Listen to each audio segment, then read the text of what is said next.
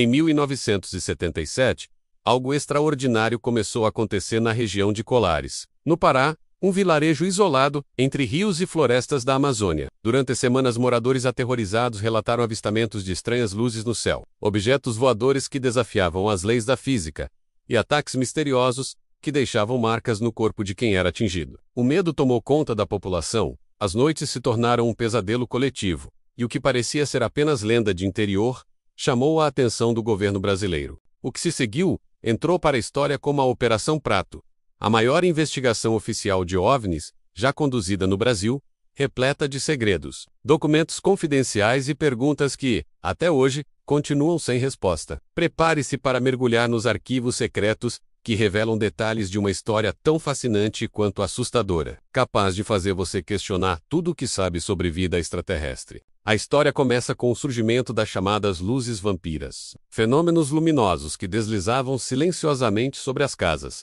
emitindo feixes que atingiam as pessoas. Os moradores relatavam queimaduras, ferimentos estranhos e uma sensação intensa de fraqueza, como se algo estivesse drenando sua energia vital. Esses ataques ficaram conhecidos como chupa-chupa, uma referência ao suposto efeito de sucção no sangue ou na vitalidade das vítimas. Médicos locais examinaram os ferimentos e não conseguiram explicar as marcas, que se assemelhavam a pequenas perfurações ou queimaduras de radiação. O medo era tão grande que muitas famílias abandonaram suas casas, e quem ficava dormia em grupos, armados, temendo que as luzes voltassem. Diante do pânico generalizado, a Força Aérea Brasileira enviou uma equipe liderada pelo capitão Irangê Holanda para investigar o fenômeno. Nascia a Operação Prato, cujo objetivo era registrar, analisar e, se possível, explicar os misteriosos acontecimentos. Durante 4 meses, os militares documentaram mais de 200 casos de avistamentos e ataques. Foram tiradas centenas de fotos e gravados dezenas de vídeos, muitos dos quais permaneceram por anos trancados em arquivos confidenciais. Holanda e sua equipe montaram acampamentos estratégicos,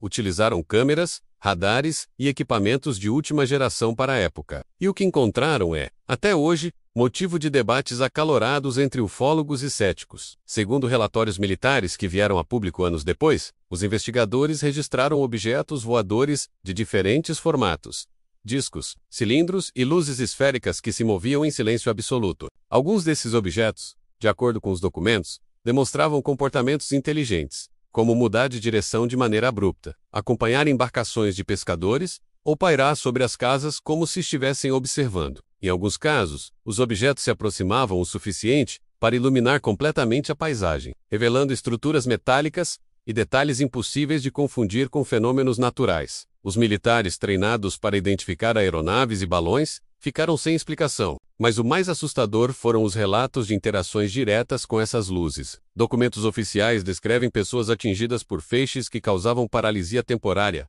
queimaduras e uma sensação intensa de calor. Testemunhas falavam de seres de luz dentro das naves, embora nunca tenha sido possível confirmar visualmente a presença de tripulantes. Em entrevistas posteriores, Holanda confessou que sua equipe também presenciou fenômenos que desafiaram toda a lógica. Ele descreveu, por exemplo, uma esfera metálica que surgiu do nada, fez manobras impossíveis e desapareceu em velocidade instantânea, algo impossível para qualquer tecnologia conhecida. Durante a investigação, a equipe da Força Aérea coletou um vasto material: fotos de luzes em formação, vídeos de objetos se movendo em alta velocidade e depoimentos de moradores aterrorizados. No entanto, quando a Operação Prato foi oficialmente encerrada, em dezembro de 1977, a explicação oficial foi vaga. As autoridades alegaram não ter encontrado nada que ameaçasse a segurança nacional, classificando o fenômeno como não conclusivo. Os documentos foram arquivados, e durante anos o caso permaneceu praticamente esquecido, alimentando boatos de que o governo escondia algo muito maior do que admitia. A reviravolta veio em 1997, quando parte dos arquivos da Operação Prato foi liberada pelo governo brasileiro, após intensa pressão de ufólogos e jornalistas. As mais de 500 páginas de relatórios e fotos revelaram detalhes impressionantes: esquemas de naves, depoimentos de militares, desenhos das luzes e medições de radiação em locais de avistamento. As evidências mostravam que a Força Aérea realmente documentou fenômenos que, até hoje, não encontram explicação científica. Para muitos pesquisadores, essa liberação parcial apenas confirmou o que já se suspeitava: que parte dos documentos mais reveladores permanece secreta, guardada a 7 chaves. Outro ponto que alimenta o mistério é o destino do capitão Wirangé Holanda. Em 1997, pouco após conceder uma entrevista histórica revelando detalhes inéditos da Operação Prato, Holanda foi encontrado morto em sua casa em circunstâncias que a polícia classificou como suicídio. Para os que acreditam em conspirações, sua morte é mais uma peça de um quebra-cabeça que envolve encobrimento e silenciamento. Holanda, antes de morrer, chegou a afirmar que os fenômenos observados em Colares não eram deste mundo, e que a equipe militar foi orientada a não divulgar informações críticas ao público. A Operação Prato também chama atenção por suas semelhanças com outros casos de avistamentos ao redor do mundo. Durante a década de 1970, os Estados Unidos encerravam o projeto Blue Book, sua própria investigação oficial sobre OVNIs. Na mesma época, a União Soviética também registrava fenômenos inexplicáveis. Seria coincidência que diferentes governos investigassem o mesmo tipo de ocorrência em paralelo? Para muitos, a resposta é não. Há quem acredite que a década de 70 marcou um período de intensa atividade extraterrestre na Terra, e que Colares foi apenas um dos pontos de maior concentração desses contatos. Até hoje, moradores da região ainda lembram das noites de terror como se tivessem acontecido ontem. Alguns carregam cicatrizes físicas e emocionais. Outros evitam falar sobre o assunto por medo ou trauma.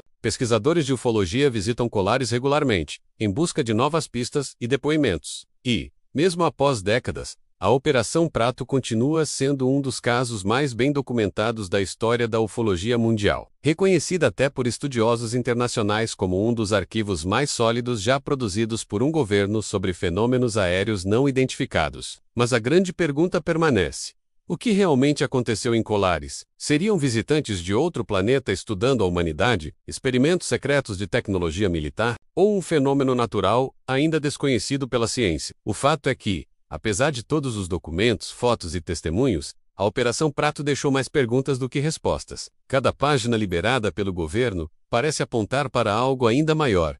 Uma verdade que continua oculta. Hoje, quando olhamos para o céu noturno e vemos luzes misteriosas, é impossível não lembrar de Colares e se perguntar: estamos sendo observados? Se a maior investigação oficial sobre OVNIs no Brasil não conseguiu trazer uma explicação definitiva, o que mais pode estar acontecendo sem que saibamos? Talvez, assim como os moradores do Pará, em 1977, nós também sejamos apenas testemunhas de um mistério muito maior, um mistério que, por enquanto, permanece nas sombras, à espera do dia em que todos os arquivos serão finalmente revelados. Prepare-se para questionar a versão oficial da história. A Operação Prato não é apenas um caso isolado.